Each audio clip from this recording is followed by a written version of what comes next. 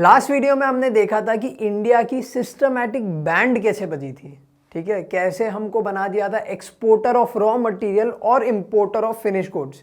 अब हम लोग देखने वाले हैं कि इंडिया ने इसके लिए क्या क्या स्टेप्स लिए थे, जिसका हिंट मैं आपको लास्ट वीडियो में ऑलरेडी दे चुका हूं, बट स्टिल पढ़ते हैं।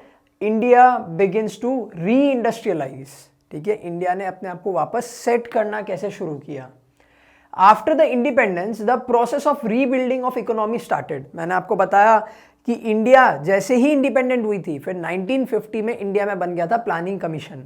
उनका काम क्या था, इंडिया के लिए प्लान्स बनाना कि इंडिया को क्या स्टेप्स लेने हैं, कैसे ग्रो करना है, कौन से सेक्टर्स पे ध्यान देना है, ठीक है।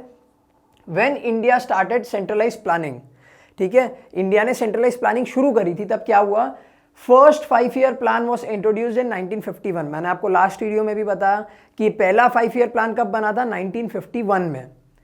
Due importance was given to establishment of modern technological and scientific institution, space and nuclear programmes, ठीक है। पहले 5 ईयर प्लान में किन चीजों के ऊपर इंपॉर्टेंस दिया गया था, देखो हमें बोला गया था कि modern technological and scientific institution setup करो, ठीक है, स्पेस ऑर्गेनाइजेशन सेटअप करो, न्यूक्लियर प्रोग्राम्स लेके आओ, ठीक है। ये पर्टिकुलर कुछ चीजें थी जिनको फर्स्ट 5 ईयर प्लान में टारगेट किया था इंडियन गवर्नमेंट ने। Second, despite these efforts Indian economy could not develop at rapid pace. इतना सब कुछ हमने किया, 5 साल हमने दिए, इन सब के बावजूद भी इंडिया उतनी स्पीड में ग्रो नहीं हुई।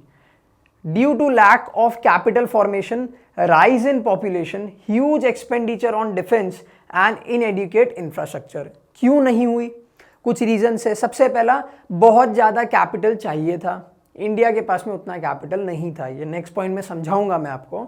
Second, rise in population, population की स्पीड तो हम सबको पता है। एक टाइम ऐसा था जब इंडिया की पॉपुलेशन 25-30 करोड़ की हुआ करती थी, आज के दिन में 135 करोड़ की है, तो हमारी पॉपुलेशन तो बहुत स्पीड में बढ़ी है, ये हमें पता है। Next, huge expenditure on defence, हमारा मेजॉरिटी जो खर्चा था ना वो डिफेंस पे हो जाता था। इंडिया अभी अभी डेवलप हुई थी, अभी अभी रिकवर हुई थी उस सदमे से कि ब्रिटिशर्स ने हम पे 200 साल तक राज किया है, तो इंडिया ने किस चीज़ पे ध्यान दिया था, अपने डिफेंस के ऊपर भी बहुत ध्यान दिया था।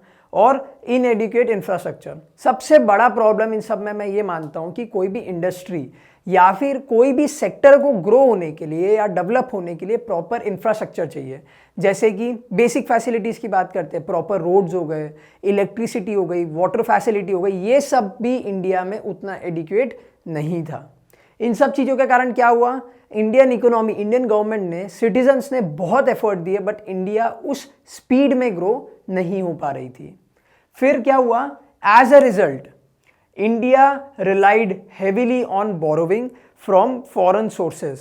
अब ये ध्यान से सुनना, इंडिया ने बहुत लोन लिया, 1991 तक इंडिया ने बहुत लोन लिया। इवन टुडे भी इंडिया बहुत लोन लेती है फ्रॉम द फॉरेन कंट्रीज और फॉरेन बैंक्स, ठीक है, इंस्टीट्यूशन जिसको हम लोग बोलते हैं।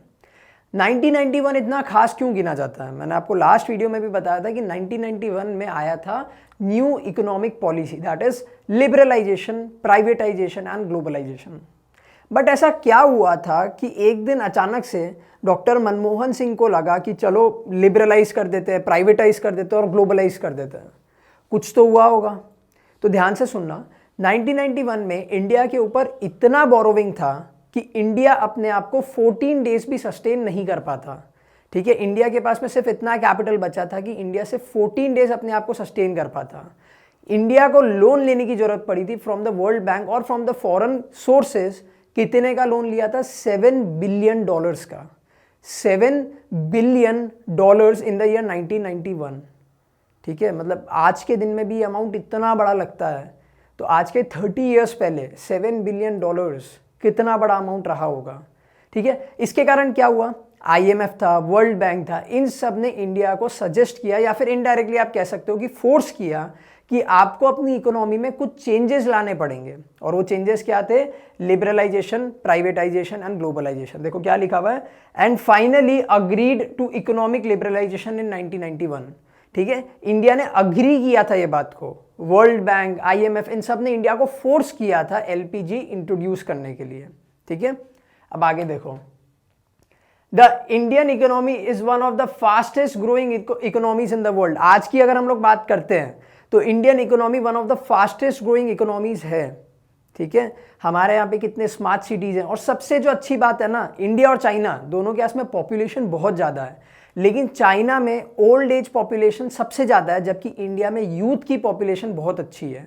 तो जब कोई कंट्री में यूथ की पॉपुलेशन ज़्यादा होती है ना, तो उस कंट्री का डेवलपमेंट का स्पीड इंक्रीज हो जाता है, ठीक है। क्यों? क्योंकि एक तरीके से आप समझो, जो यूथ है कंट्री का, वो इंडिया के लिए या फिर उस कंट्री के लिए असेट प्रूव होगा, जबकि जो ओल्ड एज पीपल हैं, जिनको पेंशन देनी पड़ती है, जो एम्प्लॉय नहीं हो सकते हैं, वो कहीं ना कहीं कंट्री के लिए लायबिलिटी बन जाते हैं। तो India one of the fastest growing economies है आज के दिन में, ठीक है। Rising incomes, saving, investment opportunities, increased domestic consumption and younger population ensures growth for decades to come. ये सारी चीजें हैं जो कहीं ना कहीं हमें बताती है कि इंडिया आने वाले काफी डेकेड्स के लिए ग्रोइंग इकोनॉमी ही रहने वाली है।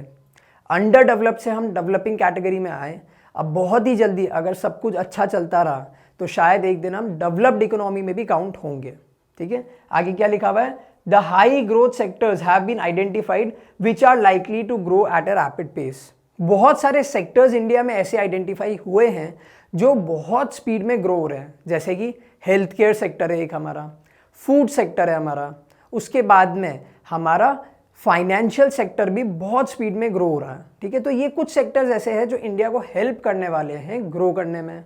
और लास्ट पॉइंट क्या लिखा हुआ है? The recent initiatives of government such as make in India, skill India, digital India and roll out foreign trade policy is expected to help economy in terms of export and import and trade balance. जो कुछ policies recently government ने बनाई हैं, जैसे make in India, digital India है, skill India है, ये सब चीज़ें हमें क्या चीज़ में हेल्प करने वाली है? हमें बताएगी कि इंपोर्ट कम से कम करो, इंडिया में ही बनाओ, ठीक है। इससे क्या होगा? हमारा जो फॉरेन डिपेंडेंस है वो कम होता रहेगा, और हो सकता है एक दिन हम एक्सपोर्टिंग इकोनॉमी में भी काउंट हो। आज के दिन में इंडिया इंपोर्टिंग इकोनॉमीज में काउंट होता है, ठीक है। तो एक दिन जिस दिन हम लोग इंपोर्ट करना बंद कर देंगे, इंडिया में ही बनाएंगे और इंडियन प्रोडक्ट्स को हम एक्सपोर्ट करेंगे, वो दिन हो सकता है कि शायद वर्ल्ड इकोनॉमीज भी हमारे ऊपर डिपेंडेंट हो जाए।